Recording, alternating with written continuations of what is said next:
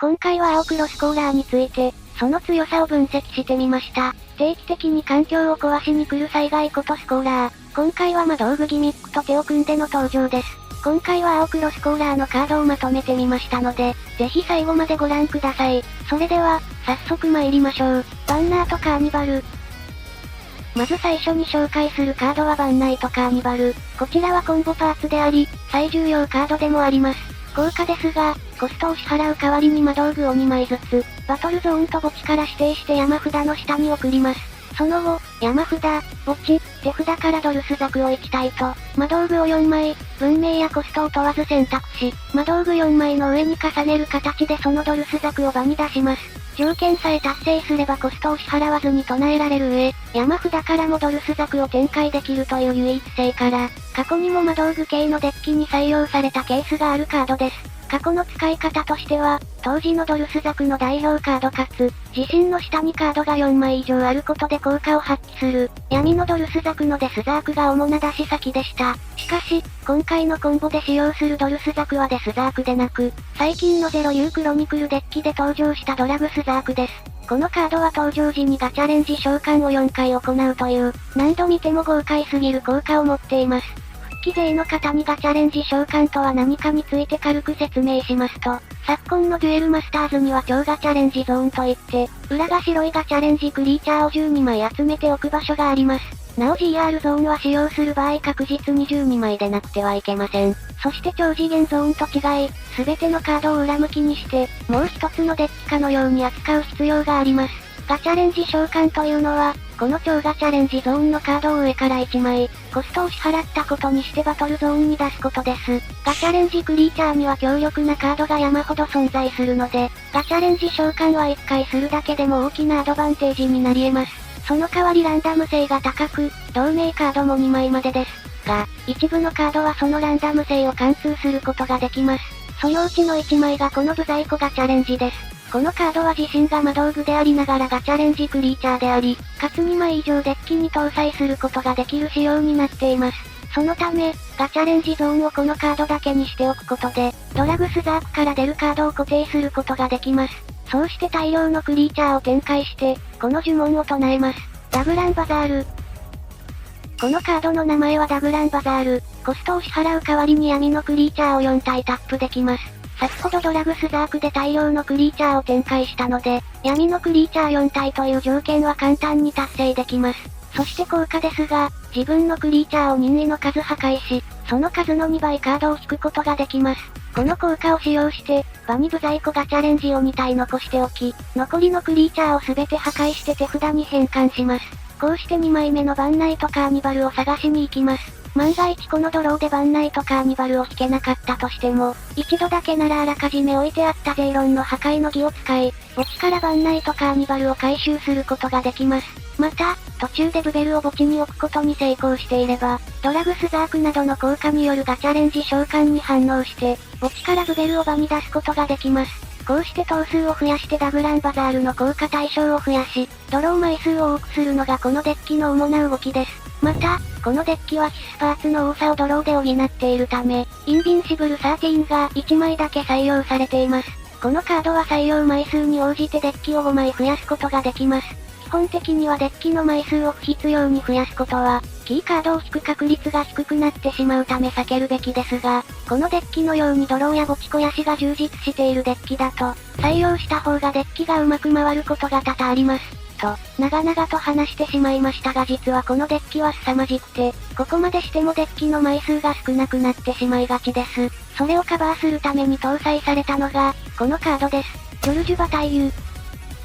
このカードはジョルジュバ大優、闇のコンボデッキが登場すると大体採用されているカードです。中でもこのデッキとの相性は他のどのデッキをも上回ります。まずこのクリーチャーは自身のクリーチャーを4体破壊すると、コストを支払わずに場に出すことができます。先ほど紹介したブベルの存在がこのカードとのシナジーを生み、ドラグスザークが場に出るだけで盤面が7から8体増えるので、そのうちの4体を破壊して場に出すことができます。そして登場時効果で、墓地の枚数を2倍にできます。正確には、その時の墓地の枚数をカウントして、それと同じ枚数山札から墓地肥やしをすることができます。この効果で一気に山札を圧縮することができます。そして最後の効果、ジョルジュ・バタイユが場を離れるとき、代わりに墓地のカードを6枚山札に戻すことで除去を免れます。この効果は特にダグランバザールを使用する際に役に立つ効果です。というのも、ダグランバザールもバンナイトカーニバルも、コンボパーツでありながらデッキに4枚しか搭載できません。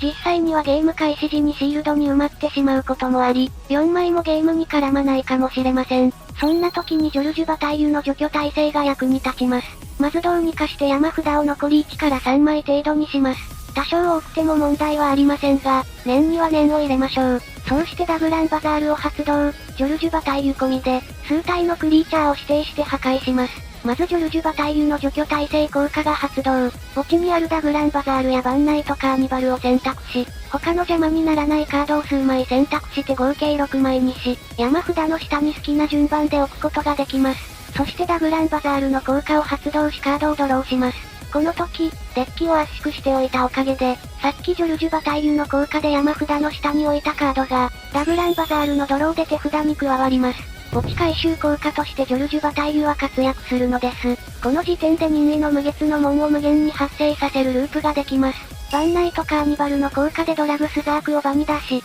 その効果でガチャレンジ召喚を4回行いブザイコガチャレンジを4体ガチャレンジ召喚。さらに墓地からブベルがバトルゾーンに出てきます。それに反応して無月の門が発動します。ここで使用するカードは主にメラボルガル。かつては青魔道具のフィニッシャーとして活躍した彼ですが、今でも魔道具デッキのフィニッシャーとして活躍を見せています。そんなメラボルガルの効果は登場時に発動し、お互いのシールドを2枚ブレイクする効果となっています。重要なのは、攻撃する前にシールドをブレイクできる点。攻撃に入ってしまえばもう召喚や呪文詠唱はできませんので、相手のシールドトリガーへの対策を後出しできません。しかしメラボルガルのようにメインフェーズにシールドを割れば、相手のシールドトリガーを見た上で対策をすることができます。話はそれましたが、とりあえず無月の門でメラボルガル、その後ダグランバザールでメラボルガルとジョルジュ・バタイユ、それ以外の数体のクリーチャーを破壊します。ジョルジュ・バタイユの効果で山札を回復しつつ、メラボルガルはそのまま墓地に行きます。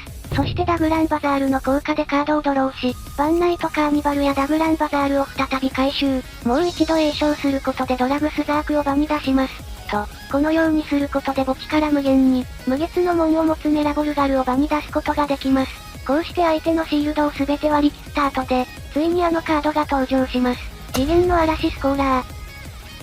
ここで満を持して登場するのは最強のエクストラターンカード。なぜか殿堂入りしないことで有名な次元の嵐スコーラーです。このカードは召喚で場に出た時限定の効果で、ゲーム中1回のみエクストラターンを取得することができます。ですがそのコストは召喚に向いているとは言い難いです。と言いたいところですが、実はこのコストはゼロに等しいです。というのも、このカードはグラビティゼロ効果を持っていまして、1ターンの間に呪文を5回唱えるとコストがゼロになります。コストゼロでも召喚扱いではあるのでエクストラターンも取れます。普通のデッキだと、コストが軽い呪文を連打したとしても、手札の兼ね合いなどから条件を達成するのは4、5ターン目ですが、このデッキはコストを支払わずに呪文を唱える機会が多く、なおかつ大量ドローソースも抱えているため、最速3ターン目にスコーラーのグラビティゼロ条件を達成することができます。このデッキはループこそできるものの、そのループが発生することでそのまま相手を倒せるわけではなく、あくまで相手のシールドを全て割り切ることしかできません。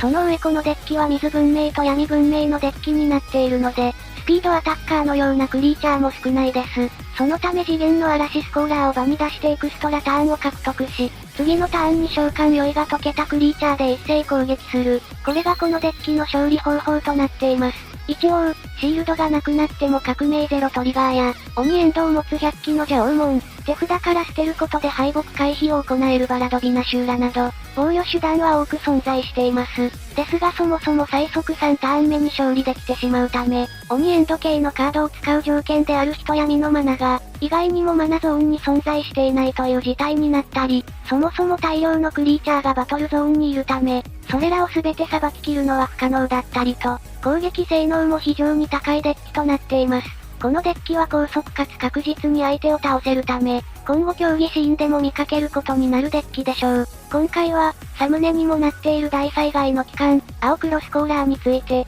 小ネタを交えながら紹介してきました。次元の嵐スコーラー、また環境に帰ってきてしまいましたね。このカードは何かと殿堂入りを回避してはまたすぐに暴れるので、そろそろお咎めがあってもいい頃だとは思いますが、個人的にカリアドネループを使っている身としては、まだ許してほしい感じはあります。皆様のコメントをお待ちしております。ここまでご視聴いただき、ありがとうございました。よかったらチャンネル登録や高評価で、応援よろしくお願いいたします。